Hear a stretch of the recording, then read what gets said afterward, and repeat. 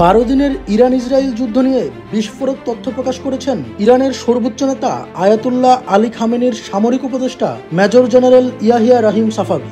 এক সাক্ষাৎকারে তিনি দাবি করেন, সংঘাতে ইসরায়েলের 16 জনেরও বেশি পাইলট নিহত হয়েছে এবং দেশটি তাদের ঘোষিত কোনো লক্ষ্যেই সফল হতে পারেনি। তিনি জানান, যুদ্ধের প্রথম দিকে ইরানের আকাশ প্রতিরক্ষা ও গোয়েন্দা ব্যবস্থায় কিছুটা দুর্বলতা দেখা গেলেও চতুর্থ দিন থেকে পাল্টে যায় পরিস্থিতি।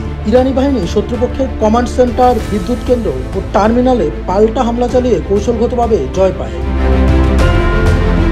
জেনারেল সাফাভির দাবি, ইসরায়েলের লক্ষ্য ছিল ইরানের ভেতরে অস্থিরতা তৈরি ও পারমাণবিক ও সামরিক অবকাঠামো ধ্বংস করা, যা করতে তারা ব্যর্থ হয়েছে। বরং ইরান তার প্রতিরক্ষা শক্তি ও প্রভাব নিশ্চিত করেছে। বিদেশি বিশ্লেষকদের 60% ইরানকে বিজয়ী মনে করছেন বলে জানান তিনি। RICL TMX, যুগের পর যুগ স্থাপনা থাকে মজবুত। তিনি আরো বলেন, যুদ্ধ চলাকালে ইসরায়েল 600 থেকে 640টির বেশি আকাশ প্রতিরক্ষা ক্ষেপণাস্ত্র ব্যবহার করে, যা তাদের প্রতিরক্ষা ব্যবস্থায় বড় ধাক্কা দেয়।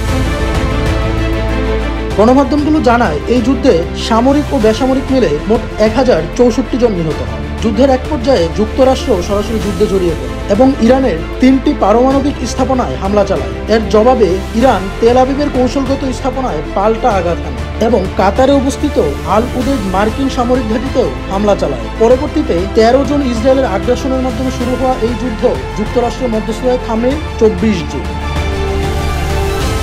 বিশেষজ্ঞদের মতে, সাময়িকভাবে যুদ্ধ থেমে গেলেও এই সংঘাতের প্রতিধ্বনি আরও দীর্ঘ সময় ধরে বিশ্ব রাজনীতিতে ও নিরাপত্তার পরিস্থিতিতে প্রতিফলিত হতে থাকবে। সাফাভিও যেন সে কথাই জানান দিলেন সাক্ষাৎকারে। শত্রুপক্ষকে হুঁশিয়ারি দিয়ে তিনি বলেন, আবার হামলা হলে আগের চেয়ে বহুগুণ বেশি শক্তি নিয়ে জবাব দেবে তেহরান।